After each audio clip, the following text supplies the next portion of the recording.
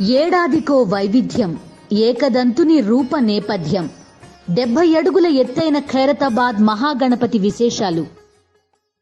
ఆంధ్రప్రదేశ్లో ప్రచారం మాత్రం పీక్ స్థాయికి వెళుతోంది. వరద బాధితుల సంగతి ఎలా ఉన్నా వరద బాధితులకి తగు రీతిలో సహాయ సహకారాలు అందించలేదని ఆహాకారాలు వినిపిస్తుంటే, మరోవైపు పవన్ కళ్యాణ్ మొదలు చాలామంది కేంద్ర మంత్రులు వచ్చి ఓహో ఆహో అని పొగుడుతున్నారు. ఓకే, మంచిగా చేసుంటే ఆ మంచి పాటని చెప్పొచ్చు, కానీ మరీ అతిగా ప్రచారం చేస్తూ మొత్తం ప్రజల్ని తప్పుదారి పట్టించాలని ఓ ప్రయత్నం చేస్తున్నారు. దాంతో కొన్ని సందర్భాల్లో వారు నవ్వుల పాలు కూడా అవుతున్నారు. ఉదాహరణకి పవన్ కళ్యాణ్ గారు అతి ప్రచారం కూటమి ఏమంటే ఏఐకి సంబంధించిన ఆర్టిఫిషియల్ ఇంటెలిజెన్స్ ద్వారా వచ్చిన ఫోటోని అది నమ్మి చంద్రబాబు గారు ఇంత కష్టపడుతున్నారు అంత కష్టపడుతున్నారంటూ ఆయన వేసిన ఒక ఫోటో తీవ్ర స్థాయిలో విమర్శలకు గురి కావడం, దానికి పోటీగా మరికొందరు బాధితులకు సంబంధించి ఆర్టిఫిషియల్ ఇంటెలిజెన్స్ ఫొటోస్ వేసి ఎక్కిరించడంతో ఆయన విత్డ్రా చేసుకున్నారు.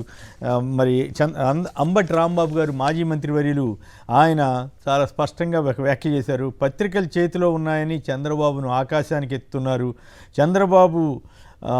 చంద్రబాబుతో పవన్ మాట్లాడి ఆయన అక్రమ నివాసాన్ని ఖాళీ చేయించాలంటూ సవాల్ విసిరారు.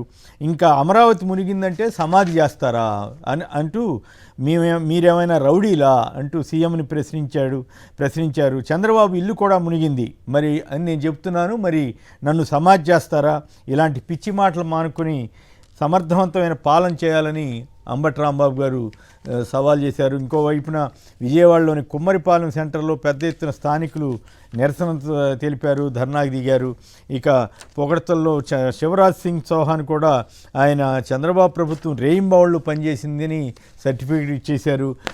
ఇప్పటికి 47 మంది చనిపోయినట్లుగా పేపర్లో వార్తలు వచ్చాయి. ఇంకా అక్కడ పరిస్థితులు పూర్తిగా మెరుగుపడక ముందే వీళ్ళంతా పోటీపడి పొగుడుతున్నారు. ఈనాడు వారైతే వారి మ్యాచ్ ఫిక్సింగ్ క్విట్ ప్రోకో వ్యవహారం తెలిసిందే కాబట్టి బురమేరు వరద తీవ్రతను చూసి ముఖ్యమంత్రి చంద్రబాబు చలించిపోయారు, ఆయన కళ్ళు చెమ్మగిల్లాయంటూ కథనాలను ఇచ్చారు. ఇక మరోవైపు రాధాకృష్ణ గారి పవర్ ప్లాంట్ వల్ల వచ్చినటువంటి ఇబ్బందులు, డైవర్షన్స్ కాలువని విస్తరించడానికి అవకాశం లేకుండా పోయిన వైనాన్ని మాత్రం కప్పిపుడుస్తున్నారు. ఇక ఈ వరద సమస్యల్ని పక్కదారి పట్టించడానికి దళిత మాజీ ఎంపీ అయిన నందిగం సురేష్ను అరెస్ట్ చేసిన తీరు, పోలీసుల్ని అక్కడ కాన్సన్ట్రేట్ చేసిన తీరు, ఇవన్నీ కూడా విమర్శలకి దారితీస్తున్నాయి. ఇంకోవైపు టీడీపీ ఎమ్మెల్యే ఆదిమూలం రాసలీల వ్యవహారం పత్రికల్లో ప్రముఖంగా వచ్చింది. అయితే ఇందులో కీలకమైన పాయింట్ ఏంటంటే ఆ మహిళ టీడీపీలో ప్రముఖ స్థానంలో ఉన్నటువంటి ఆ మహిళ చేస్తున్న ఆరోపణ ఏమిటంటే చంద్రబాబుకు లోకేష్కు దీనిపై ఆ టీడీపీ ఎమ్మెల్యే చేస్తున్న అరాచకంపై ఫిర్యాదు చేసినా పట్టించుకోలేదు, గత్యంతరం లేక మీడియా ముందుకు వచ్చానని ఆ మహిళ వాపోతోంది. సో ఈ పరిణామాలన్నిటిపైన మనం మాట్లాడదాం. 1-2 వీడియోలు చూసిన తర్వాత చర్చలోకి వెళదాం. ఈ 2.5 లక్షల ఎకరాలు కృష్ణా జిల్లాలోనే పోయింది ఈ నివర్ తుఫాను.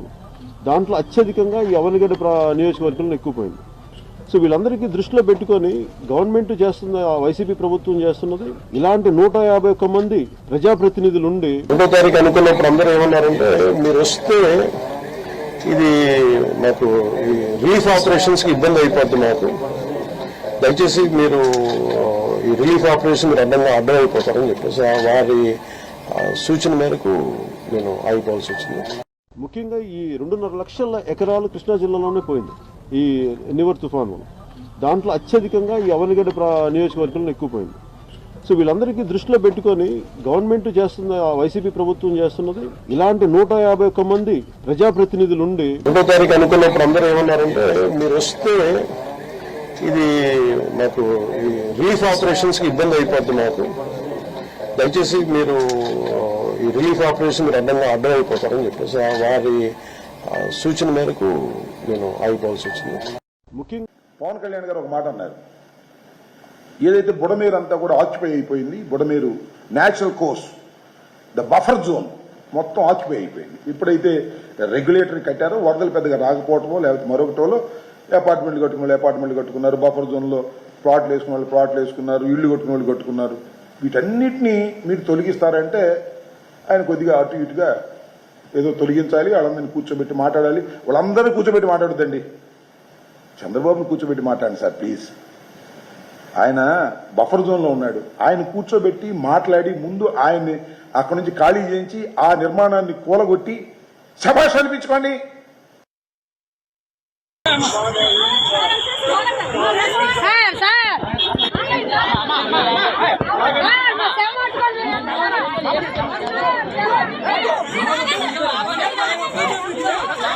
చెప్పండి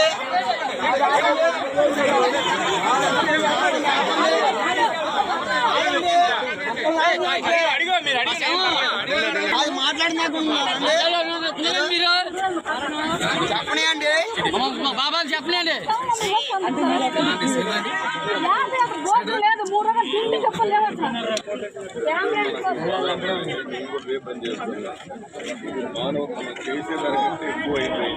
సార్ పైపుల్ రోడ్ నుంచి అప్పాపురం వెళ్ళే రోడ్లో చెప్పండి